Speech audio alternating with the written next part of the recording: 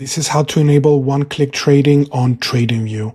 Now, right now I'm logged in with my paper account, and you see here we have the sell buy buttons on chart.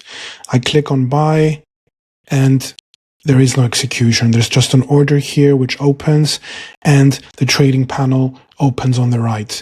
And I have to click on buy to execute.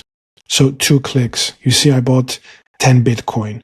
I don't want that. I want a faster way of sending an order. So you right click on the chart, you go to settings, and here we are on the trading settings. You see the one-click trading here.